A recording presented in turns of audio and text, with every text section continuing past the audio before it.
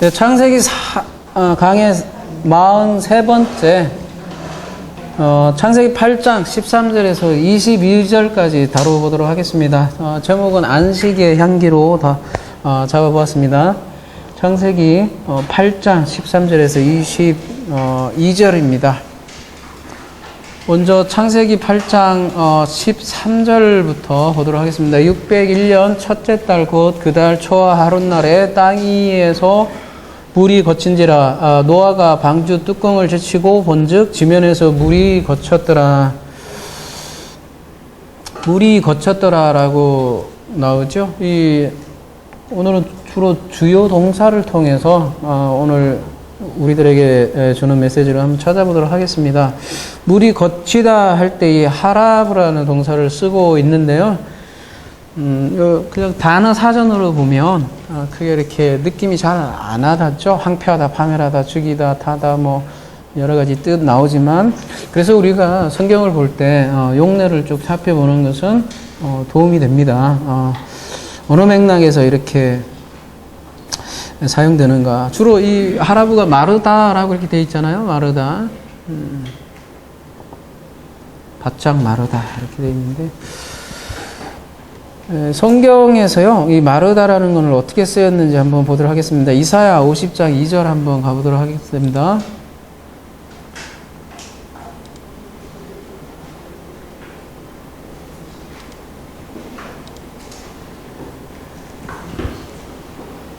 내가 왔어도 사람이 없었으며 내가 불러도 대답하는 자가 없었음은 어찌 됨이냐. 내 손이 어찌 짧아 구속하지 못하겠느냐. 이렇게 구속이라는 단어 잘 유념해 보시고요. 내가 어찌 건질 능력이 없겠느냐.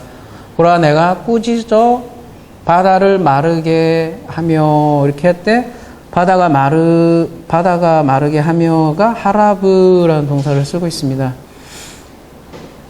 근데 이제 바다가 마르는 것과 무엇과 그러면 연결을 하고 있어요? 지금 구속과 구원, 하나님의 구원하심과 성경은 연결을 하고 있더라는 거예요.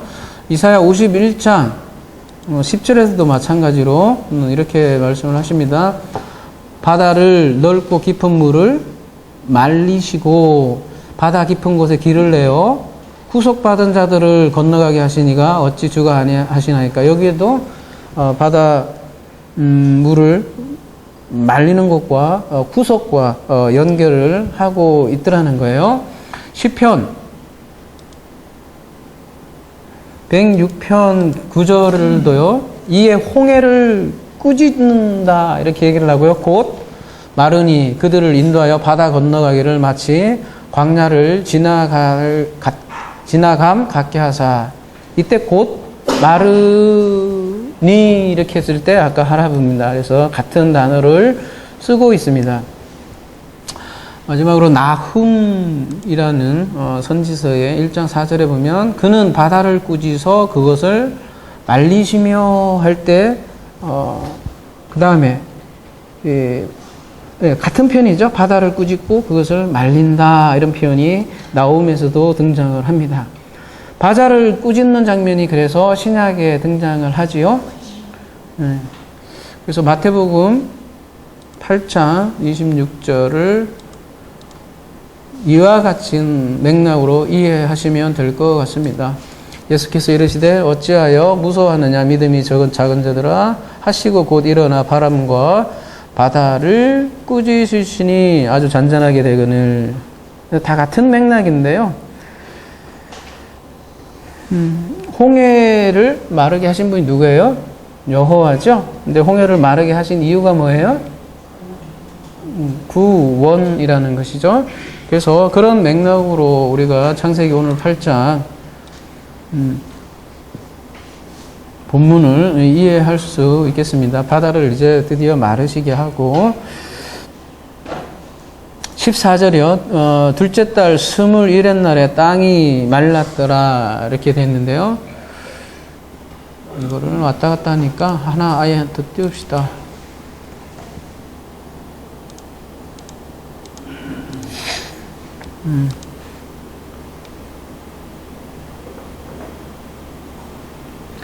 이것도 주요 동사만 볼게요. 그 말랐더라 할 때 뭐라고 했어요? 야베시라는 또 동사를 또 쓰고 있네요. 요 본문도 여호수아 4장 23절을 보면 좀 명확하게 와닿을 것 같습니다. 여호수아 4장 23절입니다. 너희의 하나님 여호와께서 요단 물을 너희 앞에서 마르게 하사 할 때 야베시라는 동사를 똑같이 쓰고 있습니다. 너희를 건너가게 하신 것이 너희의 하나님 여호와께서 우리 앞에 홍해를 말리시고 우리를 건너게 하신 것 같았나니. 그러니까 요단물 마르게 하죠. 홍해를 말리죠.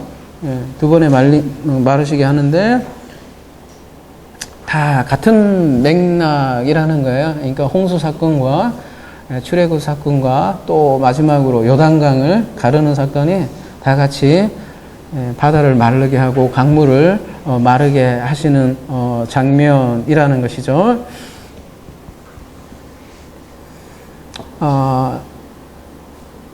15절이요. 넘어가도록 하겠습니다.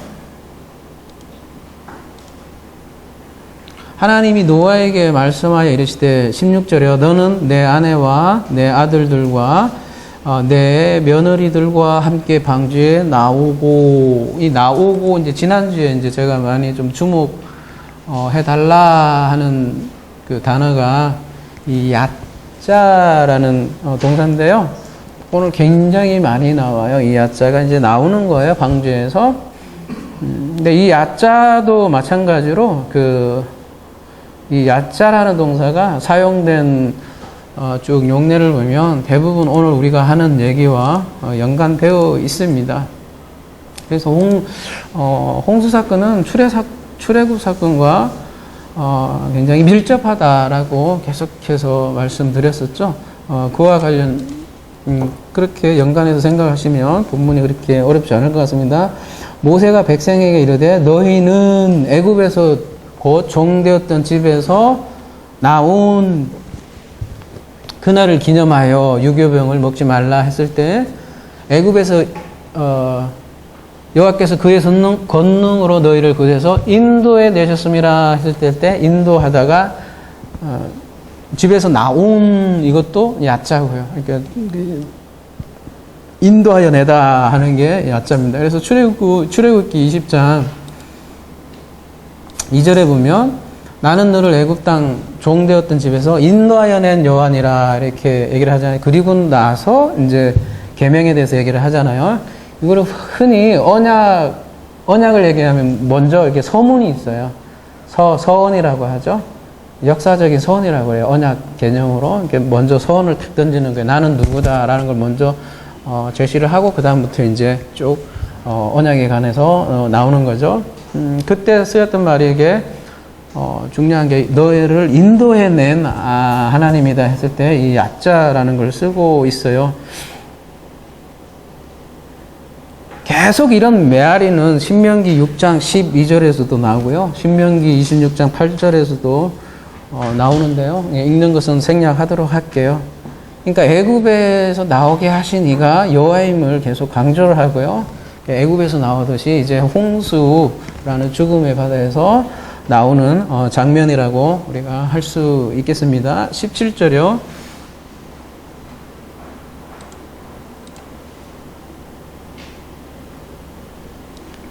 너와 함께한 모든 혈육 있는 생물 곧 새와 가축과 땅에 기는 모든 것을 다 이끌어내라 할 때 이때도 야자고요.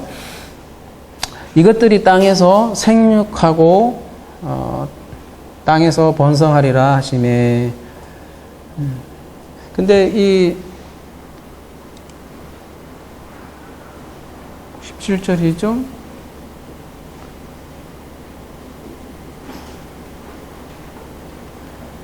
여기 보시면 이끌어내라 그 명령형으로 되어 있지 않습니까? 근데 그 앞에 히필령이라고 되어 있어요. 혹시 기억나세요? 뭐 7가지 유형이 있는데 기억 잘 안 나실 거예요. 근데 뭐 나면 감사하고 근데 저도 맨날 헷갈려요. 헷갈리고 하는데 필이라는 건 사역형이라는 거거든요. 사역형이에요. 그러니까 누군가 뭘 해야 이게 나올 수 있는 거라는 거거든요. 그러니까 노아에게 히필령으로 명령하셨다는 거는 무슨 얘기겠어요? 아니, 말 그대로요. 우리나라 말로만 봐도 네가 끌고 나오는 거야. 네가 야자해서 나오라는 거죠.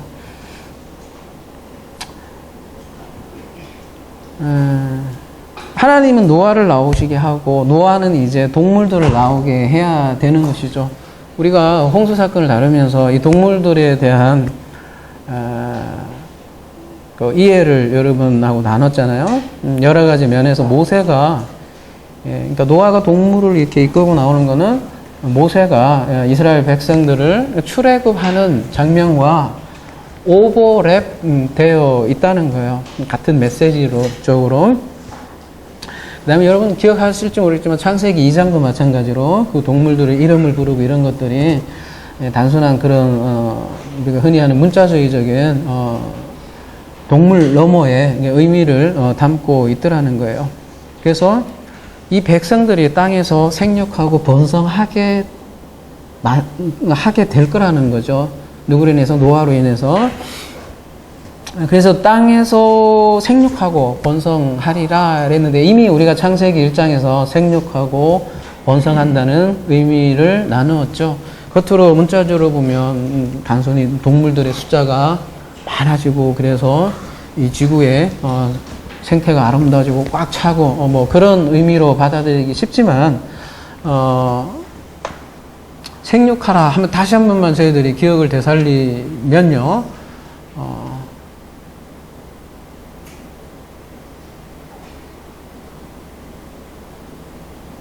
몇 절이에요? 17절이군요.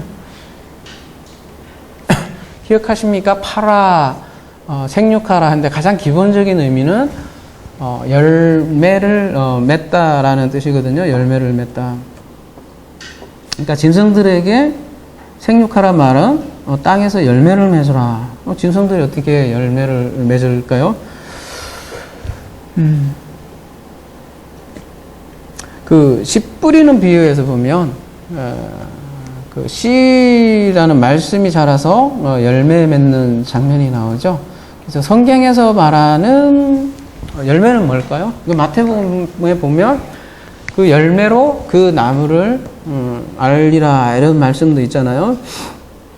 뭐 대부분 사람들이 열매로 그 나무를 알리라 하면 그냥 단순히 그 사람의 어떤 행위의 열매, 그러니까 행위의 열매로 그 나무를 안다 이렇게 생각을 많이 하는 것 같아요. 뭐 쉽게 얘기해서 전도를 많이 한다거나 그러면 확실한 열매처럼 보이잖아요.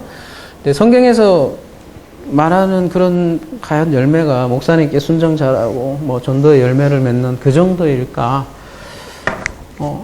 궁극적으로 그 말씀이 나온 문맥을 보면 그들은 열매로 그들을 알리라 얘기했었던 마태복음 7장의 말씀은 그 문맥이 어떤 문맥이에요?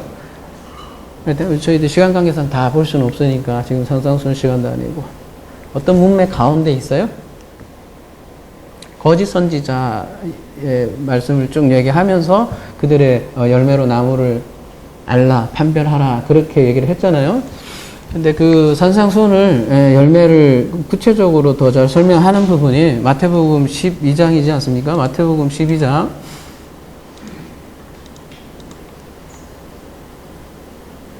나무도 좋고 33절 열매도 좋다 하든지 나무도 좋지 않고 열매도 좋지 않다 하든지 알아 그 열매로 나무를 아니라 똑같은 말씀이 나오는데요.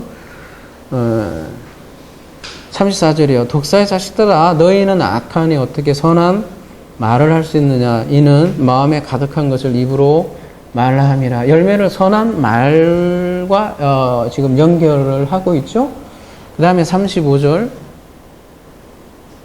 선한 사람은 그 쌓은 선에서 선한 것을 내고 악한 사람은 그 쌓은 악에서 악한 것을 내니라. 내가 너희에게 이르노니 사람이 무슨 무익한 말을 하든지 여기서도 또 말하고 연결을 하고 있고 심판날에 이에 대해서 심판을 받으려니 37절 네 말로 의롭다함을 받고 네 말로 정죄함을 받으리라 이렇게 얘기를 하고 있네요. 그래서 마태복음 12장에 보면 그 열매의 실체가 바로 말이고 그 말로 인해서 심판을 받는다는 것이죠. 말이 그만큼 중요하다는 거예요. 말은 왜요? 어디에서부터 나오겠어요? 가까이 있는 생각으로부터 나오겠죠? 근데 그 또 생각은 어디로부터 나올까요? 예, 궁극적으로 우리 존재 자체에서 생각이 나오는 거죠. 여러분이 말씀하신 그 의식이라고도 할 수 있겠고요. 궁극적인 그 사람의 그 존재에서 생각과 말과 행위가 나오는데 각각 따로 어떻게 얘기할 수 없는 부분이겠죠. 궁극적으로 그 존재에서 나오는 것이 말이라는 것이죠. 사실 어떻게 보면 말 따로 행동 따로라는 말이 있을 수 없어요. 사람들은 자기 말대로 살게끔 되게 되어 있죠.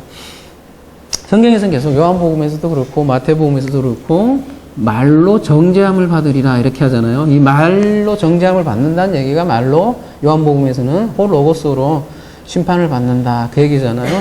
말을 어떻게 갖느냐에 따라서 그 생명의 말로 가지고 있으면 그 사람이 생명의 존재로 가지게 돼 있는 거고 그렇게 되어 있더라는 것이죠. 생명이 없으면 생명 없는 말만 하는 거예요. 그래서 성경에서 등장하는 대표적인 열매하면 가장 대표적으로 우리에게 다가오는 것이 뭐가 있죠? 열매. 대표적으로 우리에게 이제 쉽게 알려주기 위해서 대표적인 메타포가 선악과하고 열매잖아요. 선악 열매하고 생명 열매로 제시를 하고 있잖아요. 창세기 첫 장부터. 그러니까 거짓 선지 마태복음 7장이잖아요. 그 열매를 보면 그 나무를 안다. 거짓 선지자에서 얘기하는 거예요. 거짓 선지자는 그러니까 그 열매로 아는데 거짓 선지자는 무슨 열매를 맺는다는 거예요? 선악과만 얘기한다는 거야. 계속 선악과. 생명 없는 열매만 계속 준다는 것이죠. 무슨 말을 해도 성경을 읽어도 계속해서 선악과로 취하게 만든다는 거죠. 그게 보면 안다는 거예요. 그 사람 말하는 거 잘 보면 그게 생명과인지 선악과인지 알 수 있다는 것이죠.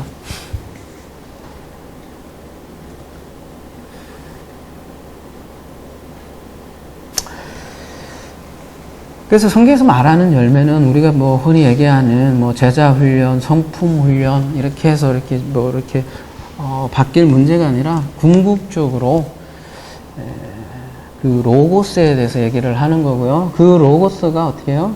성령의 역사를 통해서 우리 이제 노아 홍수의 전체적인 메타포로 의하면 그 짐승이 나를 죽이고 새 생명으로 태어나는 것을 그 자체를 열매라고 하죠.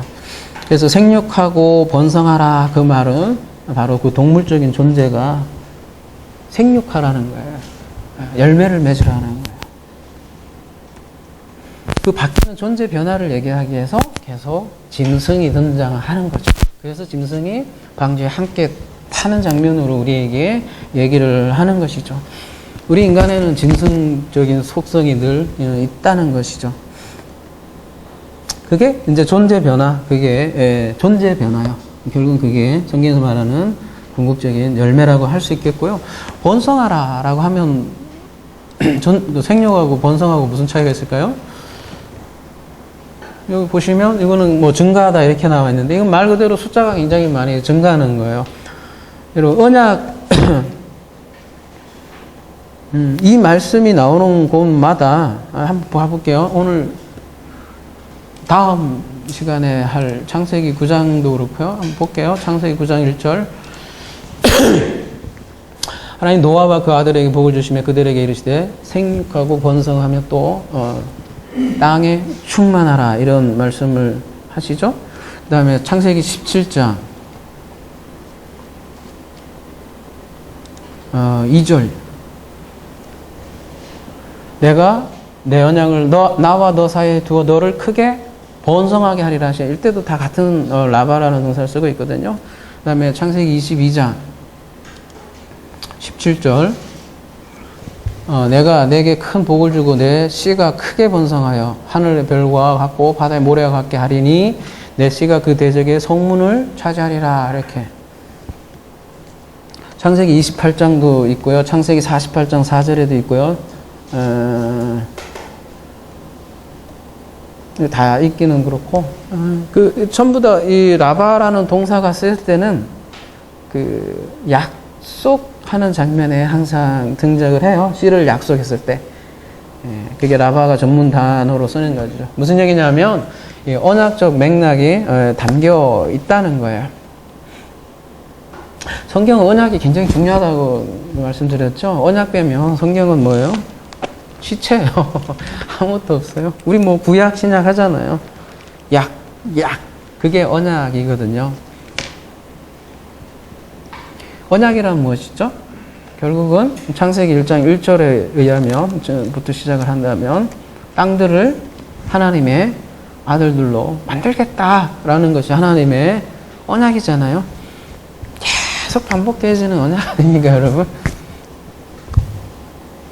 근데 그 언약에 의해서 생육하는 것이 이제 열매라면, 번성하는 거는 그 열매가 말 그대로 하나님의 아들들이죠. 아까 존재 변화니까 하나님의 아들들이 많아지는 것이 번성하다라고 얘기를 할 수 있겠죠.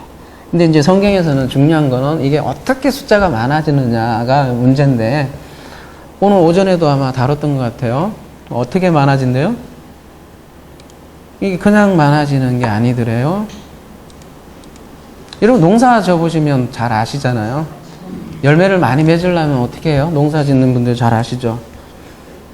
쌀이 아까 마태복음 13장에서는 30배, 60배, 100배, 마가복음인가요? 30배, 60배, 100배로 얘기하지만 100배면 여러분 많은 수확이에요?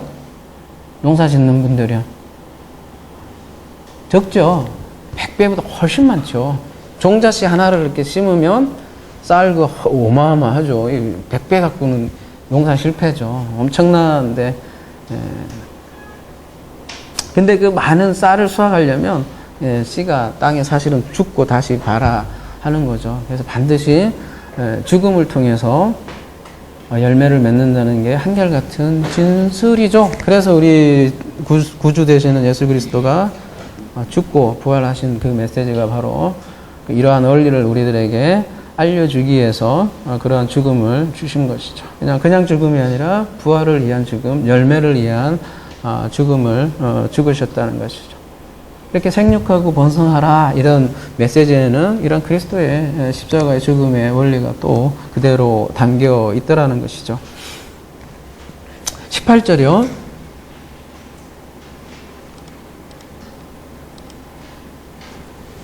어떻게 보면 여러분 무한반복이죠. 요한계시록도 마찬가지로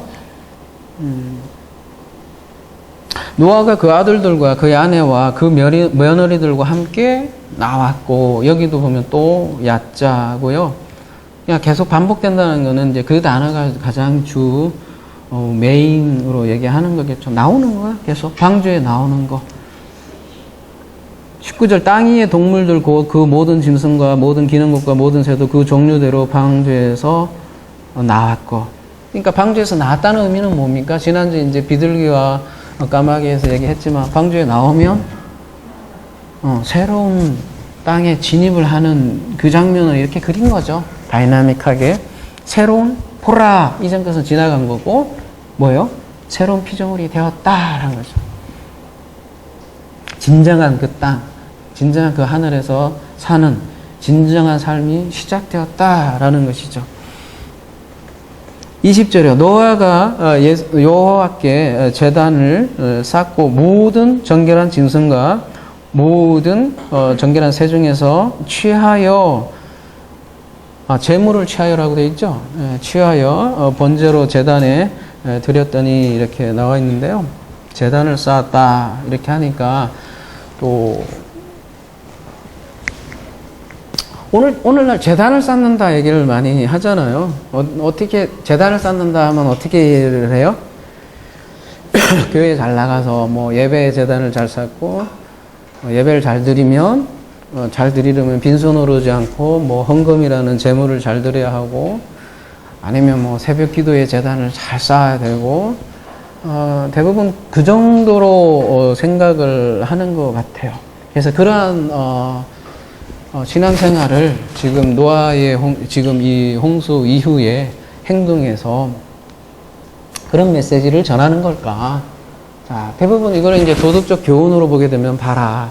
노아가 재창조된 그러니까 새로운 땅에서 가장 먼저 한 일이 예물 드리는 거 아니냐. 그러니까 예물을 많이 정성스럽게 드려라. 얼마나 아름다운 설교예요. 그죠? 근데요, 만약에 그렇다면은 이거는 또 뭐예요? 그러면 히브리서 10장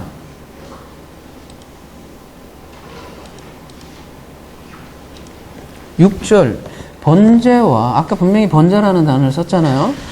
창세기에서도 속죄제는 기뻐하지 아니하시는데요. 하나님이 이거 진짜 딜레마에 빠져요. 보세요. 7절 이에 내가 말하기를 하나님이여 보시옵소서 두루마리 책에 나를 가리켜 기록된 것과 같이 하나님의 뜻을 행하러 왔나이다 하셨느니라. 이에 말씀하시기를 주께서는 제사와 예물과 번제와 속죄제는 원하지 아니하고 기뻐하지도 아니하신다 하셨고 가로치고 이는 다 율법을 따라 드리는 것이라 이렇게 얘기하잖아요. 분명히 율법에 번제에 대해서 지시하고 있죠.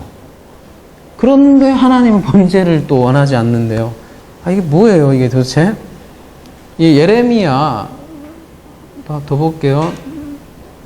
7장 22절에도 비슷한 말씀이 나오는데요.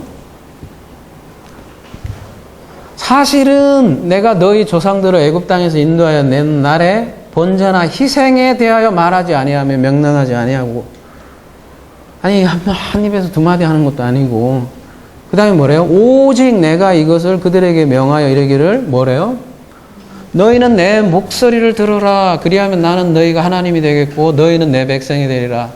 너희는 내가 명령한 모든 길로 걸어가라. 그리하면 복을 받으리라 하였으나 분명히 지금 레위기에 보면 여러분 번제에 대해서 자세하게 기록이 되어 있거든요. 근데 지금 예레미야서도 그렇고 히브리서도 그렇고 번제를 말하지 아니하고 명령하지 않았대요.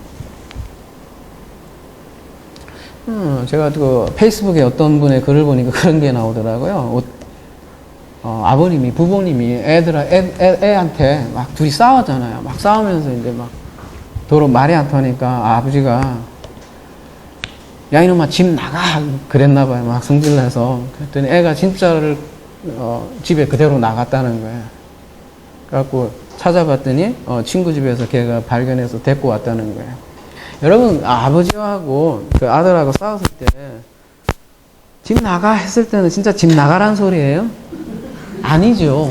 얘하고 얼마나 그러니까 얘가 뭔가 아들이 잘못 알고 있기 때문에 훈계하는 산에서 이제 자기 감정을 드러내면서 야 이놈아 집 나가 뭐 이런 서로 그런 표현일 거 아니에요. 근데 애는 그대로 그걸 문자로 받아서 집을 나가버리면 사실은 아버지가 너 사랑해 그 말이잖아요. 싸우는 이유는 사랑하기 때문에 싸우는 거 아니겠어요? 근데 그걸 그대로 문자로 받아서 집을 나간 그런 거와 비슷하게 지금 이스라엘은 그런 딜레마에 빠졌다라는 것이죠. 그래서 사무엘상 15장 22절에서도 보면 이런 말씀을 하시죠.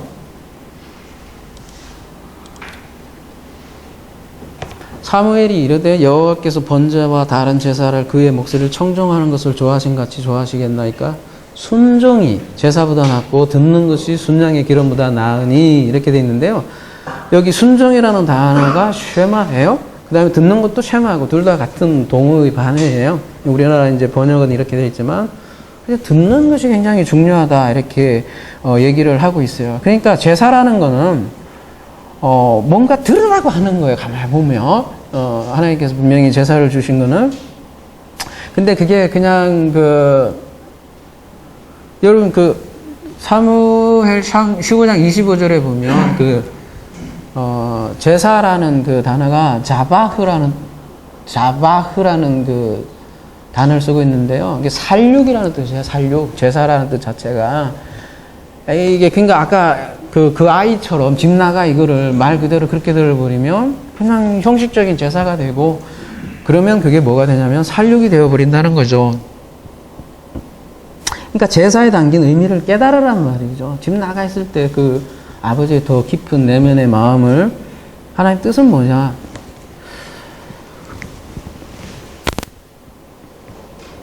우리가 늘 요한계시록 하면서 얘기했던 부분이 세메이온이잖아요. 세메이온이 뭔가 실체를 가르치고 하는 그 실체를 봐야지 자꾸 세멘을 보면 엉뚱한 곳으로 흘러간다는 것이죠. 그럼 아버지 마음을 듣길 원하신 거죠. 제사를 통해서. 그 아버지의 마음은 도대체 뭘까요? 우리가 이제 오늘 번제, 주로 번제에 대해서 이제 생각해 보겠지만, 번제란 무엇일까요? 번제란? 왜 하나님은 번제라는 거를,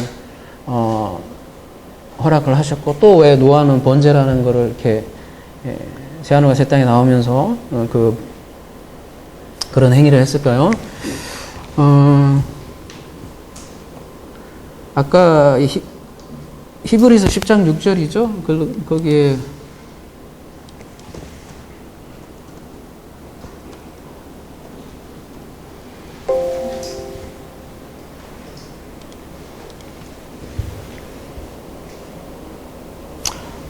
참 복잡한 단어인데 홀로카우토마 이렇게 돼 있잖아요. 홀로카우토마. 이게 이제 헬라어는 홀로카우토마인데요. 뭐와 뭐의 둘이 합성을 하고 돼 있어요? 3650번. 그 다음에 2545번 이렇게 돼 있는데요. 3650번은 앞에 홀로스예요. 홀로스. 그래서 그러니까 뭐죠? 전체, 이런 뜻이고요.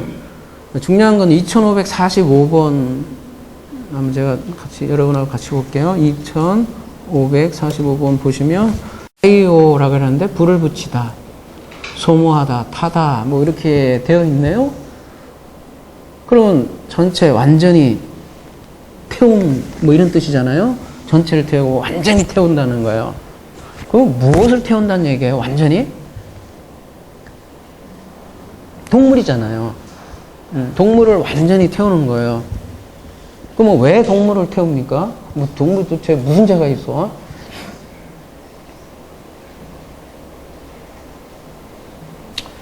물론 궁극적인 재앙점은 그리스도겠지만, 뭐 그리스도의 사건은 또 나의 사건이기 때문에 궁극은 이 동물 죽이는 건 누구 죽이는 거라고 그랬어요? 그래서 나를 죽이는 거라고요.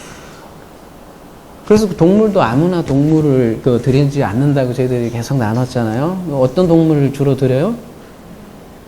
가축, 자기가 가장 아끼던,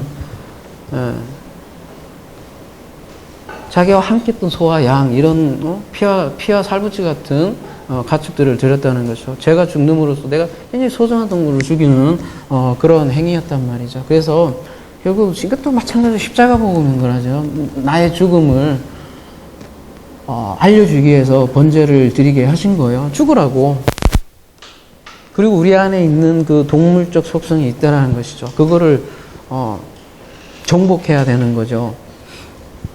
그거를 우리 밧사르, 홍수의 기사에서는 네피림, 수많은 단어를 얘기하지만, 전부 다 그 얘기라고요.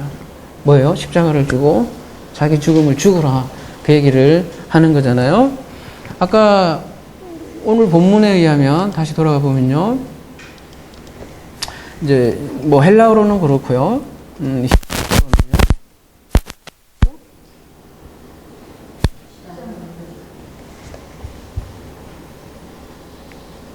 20절이죠?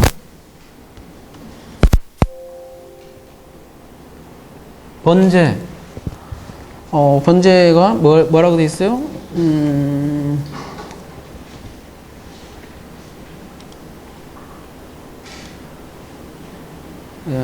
이거 동사는 알아. 명사는 올라. 좀 외우기 쉽네요. 올라. 올라. 이게 가장 기본적인 뜻은 뭐예요? 위로 올라가다. 그런 뜻이거든요. 위로 올라가다. 왜 올라간다는 말로 쓰였을까요? 번제가? 당연하죠. 동물을 버닝 오프 하면 뭐가 나와요? 연기가 나오고 그 연기가 이렇게 하늘로 이렇게 올라가는 장면으로 올라가기 때문에 올라죠. 하나 외워요. 이렇게 쉽잖아요. 연기가 올라가기 때문에 올라가 되는 것이죠. 그런데 옆에 가만히 보면 여기는 없나? 계단이라는 뜻 보이시죠? 그래서 계단이라는 뜻도 보여요. 하늘로 올라가, 그러니까 연기라는 심상이 그래요.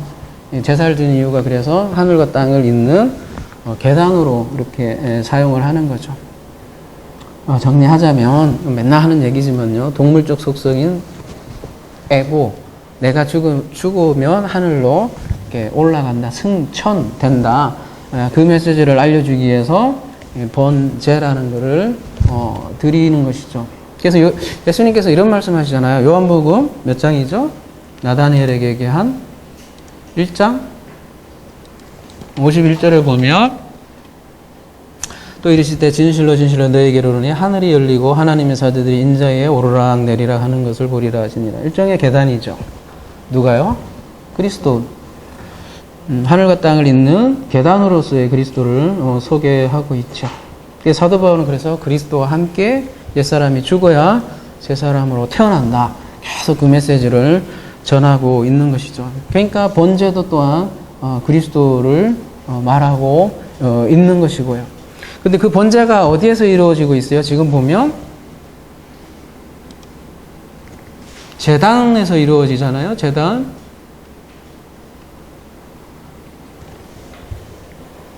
미츠베아흐라고 되어 있는데 이 제단.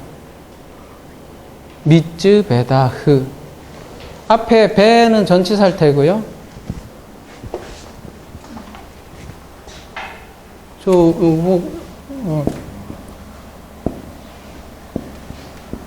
오래간만에 침판 쓰네.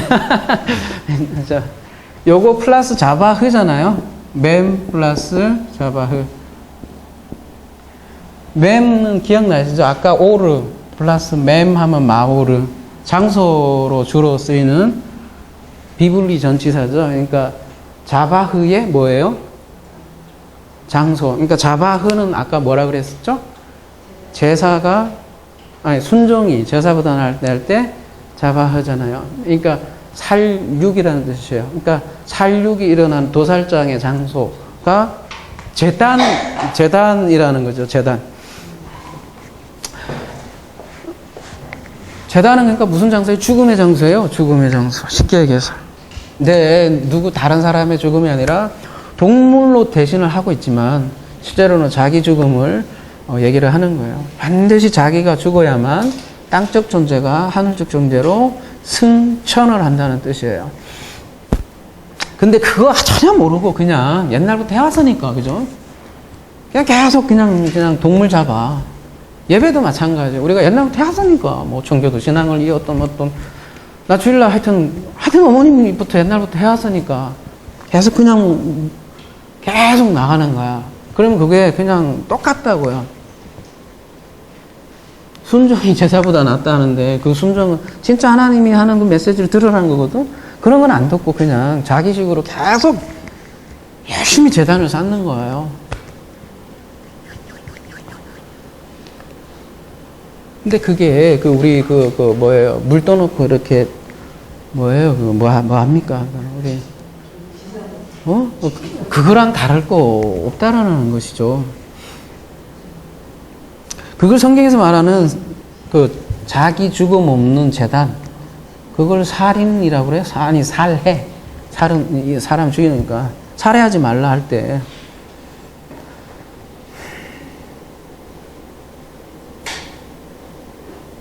쉐마하기를 그렇게 원하시는데 하나님께서 쉐마하는 건 딱 한 가지라는 거죠. 자기 죽음을 발견하면 한 생명이 보이고 그 한 생명이라는 그 이웃이 보인다는 거죠. 그럴 때 이웃사랑이 가능하다. 예수님께서 오셔서 다른 말씀 안 하셨잖아요. 모든 계명 다 허물어 버렸어요. 실제적으로. 그렇게 무너뜨려 버려야 보이는 것이 이웃사랑이다라는 이웃사랑 계명 하나로 얘기를 하셨죠. 마가복음 12장 33절 한번 보도록 할게요.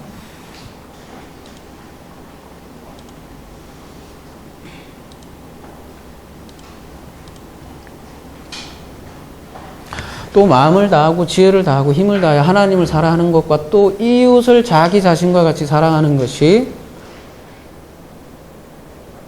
전체로 드리는 모든 번제물과 기타 제물보다 나으니라. 그러니까 다른 말로 하면 이 번제의 진정한 의미는 하나님 사랑, 이웃 사랑이다. 지금 그 얘기 하는 거잖아요. 그러니까 이러한 진리를 전달하기 위해서 동물이 반드시 필요했다는 거죠. 그러니까 노아의 홍수는 종의 보존을 위해서 동물을 태웠다는, 그냥 문자적으로 보면 그렇게 볼 수밖에 없겠죠. 아, 하나님이 생태계를 보존하기 위해서 동물들을 태웠다. 좋아요. 이거는 유치원용으로 좀 가르치자고요. 응? 성경에도 유치원용이 있을 거 아니에요. 근데 장성한 자가 그게 그 과학 교과서가 아니라니까. 구원 교과서라는 것이죠. 창세기 8장 21절 다시 이제 돌아가도록 하겠습니다. 여호와께서 그 향기를 받으시고 그 중심에 이르시되 내가 다시는 사람으로 말미암아 땅을 저주하지 아니하리니 이는 사람의 마음이 계획한 바가 어려서부터 악함이라. 내가 전에 행한 것 같이 모든 생물을 다시 멸하지 아니하리니 이렇게 되어 있는데요. 여기서 여호와께서 그 향기를 받으시고 이렇게 되어 있으니까 이제 동물을 막 태우니까 이렇게 향기로 올라가겠죠. 그러면 그 향기로 good smelling, sweet smelling 하고 그 살코기 냄새 있잖아요. 그걸 받으시고 좋았다 말 그런 식으로 느껴지잖아. 이거는 이제 아들 주일학교 용어로 그렇게 이해를 하자면, 보이지 않는 하나님이신 그분이 뭐 그런 거 갖고 이렇게 좋아하고 그러시겠어요?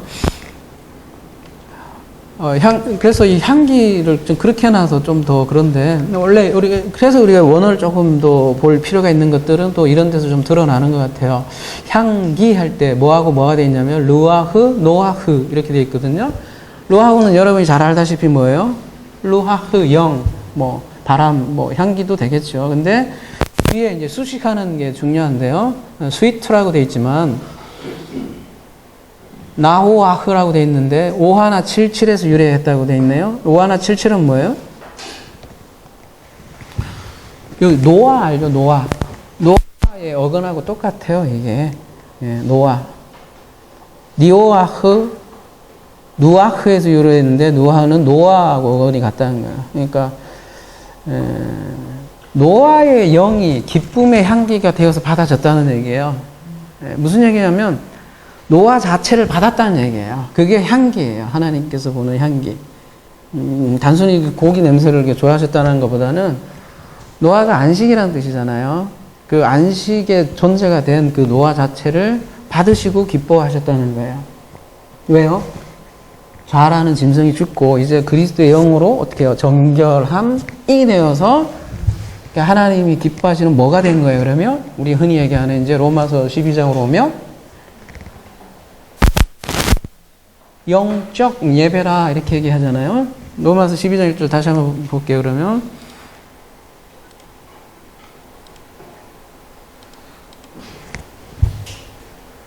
뒤에만 이렇게 너희 몸을 하나님이 기뻐하시는 거룩한 산 제물로 드리라. 이는 너희가 드릴 영적 예배다. 노아가 이게 됐다는 얘기예요. 이게 에베소서 5장 2절 가볼게요. 에베소서 5장 2절.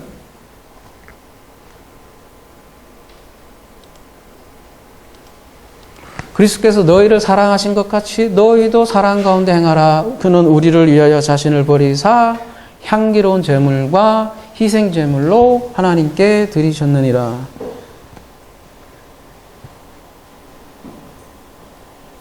그러니까 그 로마서 12장에 산제물로 다름아닌 그리스도죠.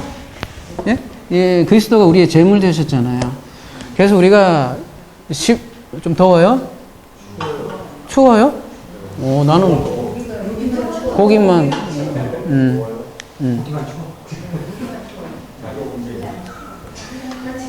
뒤에 이제 본문의 말씀이 나와요. 땅 있을 동안에는 시분과 거둠과 추위와 더위와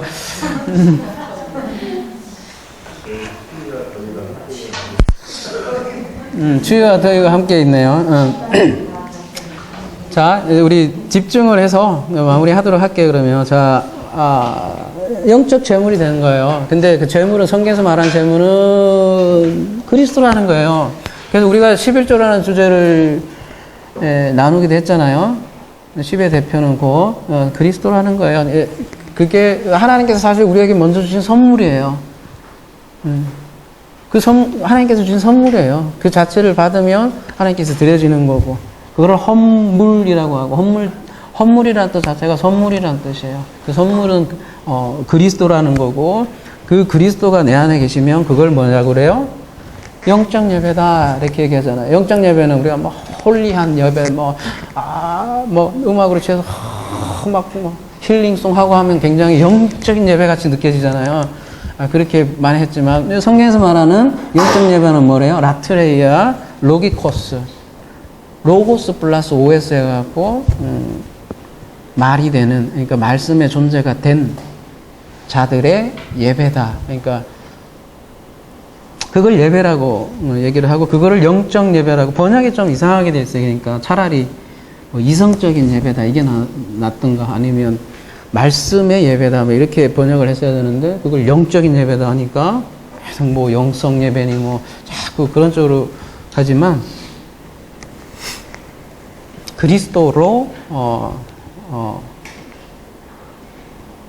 그러니까 존재 자체가 변해야 예배가 되는 거지.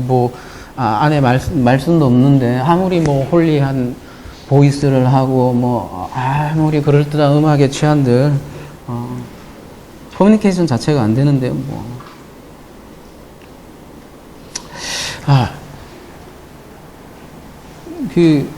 자, 다시요. 여호와께서 그 향기를 받으시고 그 중심에 이르시되, 노아 자체를 받은 거예요. 안식의 존재가 되기 때문에 내가 다시는 사람으로 말미암아 땅을 저주하지 아니하니니. 이게 굉장히 좀 헷갈리게 돼 있어요, 본문이. 그죠? 이는 사람의 마음이 계획한 바가 어려서부터 악함이라 내가 전에 행한 것 같이 모든 생물을 다시 멸하지 아니하니니. 이렇게 해서 이거를 이는 이로 번역을 해서 이게 좀 헷갈리게 돼 있는데요. NIV는 여러분 나중에 한번 찾아보세요. NIV는 요거를 좀 다르게 했더라고요. because로 안 하고 even though로 번역을 했더라고요. 그러니까 비록 뭐뭐 할지라도 이런 뜻으로 보면 될 것 같습니다. 그러니까 사람의 마음이 비록 마음의 성향이 어릴 때부터 악적으로 기울어져 있더라도 심지어 노아조차도 새하늘과 새 땅으로 진입한 존재조차도 마음의 성향이 악적으로 기울어 있을지라도 이제 그리스도의 향기를 가진 존재니까 재창조에 들어와 있는 존재는 다시 멸망하지 않을 것이다. 좀 이해되세요?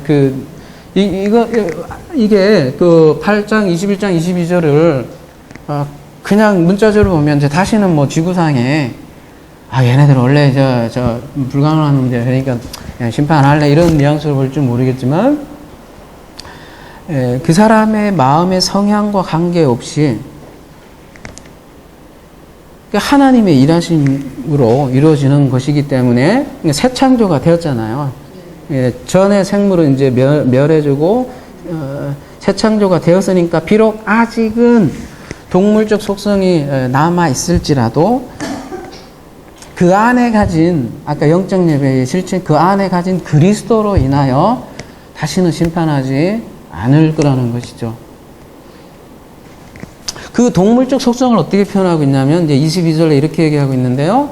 뭐라고 그랬어요? 땅이 있을 동안에는, 이렇게 또 표현하네요. 땅이 있을 동안에는. 땅이 있을 동안에는 뭐가 심음과 거둠 둘이 이제 계속 뭐라고 하죠? 그 시기에 추위와 더위, 아까 여름과 겨울, 낮과 밤, 대꾸로 이렇게 돼 있죠? 그러니까 땅이 있을 동안에는 이 낮과 밤이 쉬지 아니한대요. 창세기 1장의 메아리가 다시 들리죠? 땅이 있을 동안에는 뭐 어떻게 한다는가요? 자, 창세기 1장 2절에서 땅은 어떤 상태였어요? 혼돈, 공허, 어둠에 있는데, 이러한 상태는 뭐가 필요한 거예요? 빛이 필요하다는 얘기는 뭐겠습니까? 하나님의 일하심이 필요한 것이죠. 그래서 보면 밤에 낮과 밤이 쉬지 아니하니라 이렇게 표현을 되어 있는데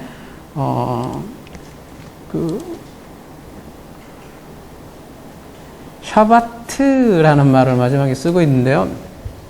휴식하다, 뭐 우리 안식할 때 쓰는 거잖아요.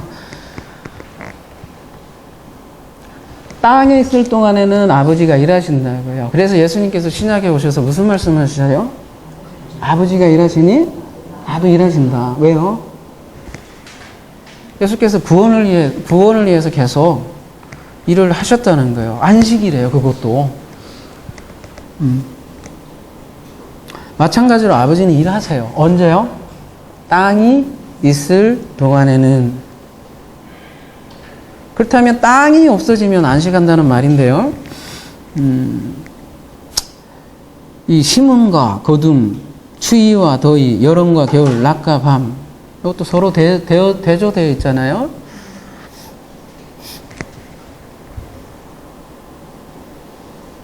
우리 죽음과 부활, 그 원리와 직결될 수 있을 거고요.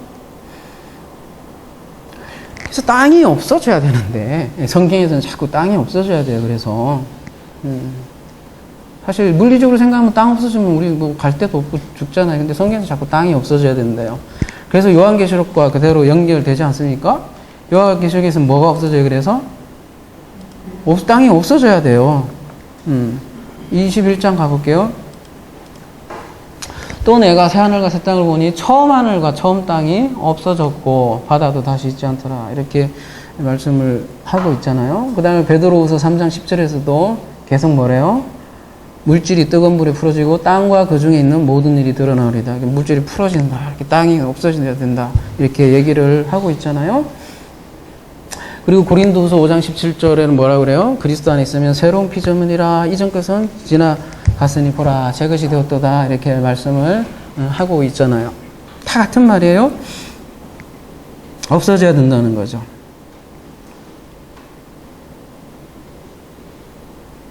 홍수 기사의 이제 언어로 얘기하면 동물이 없어져야 되는 거죠. 그래서 정리를 하자면 땅에 있을 동안에는 마땅히 하나님의 일하심이 필요하다는 것이죠. 사람의 마음이 악함에도 불구하고 하나님이 일하신다는 얘기예요. 그래서 하나님의 일하심으로 어떻게 해요? 그 단장이 되면 안식이라고 하고요. 그래서 그 짐승들은 비유적으로지만 짐승들은 죽어서 노아가 되는 거죠. 그런 의미에서 요한계시록 메시지나 똑같은 결론인 것이죠. 결론을 맺겠습니다. 아무쪼록 처음 하늘과 처음 땅이 완전히 번제로 태워져서 하늘로 승천하는 존재가 되어서 영원한 안식을, 그 안식을 하나님께서는 향기라고 하고 그 향기를 기뻐하신다는 거예요. 그 안식을 모르면 계속 내가 뭔가 해야 하나님이 기뻐하실 거라고 그래서 외적인 열심을 내는데, 하나님이 진정으로 원하는 거는 집 나가 했어도 그거를 그 마음이 아니라 그 아버지의 마음은 사랑이구나를 알아서 그 제사의 마음에서도 홍수의 그 외적인 사건을 통해서도 그 깊은 심중에 있는 그 아버지의 그 마음, 그 사랑을 우리가 알아서 그 사랑을 담아서 우리가 또 똑같이 이웃에게 섬기기를 원하시는 그 이웃 사랑으로 가득한 우리 저와 여러분이 되기를 예수 그리스도의 이름으로 기도합니다.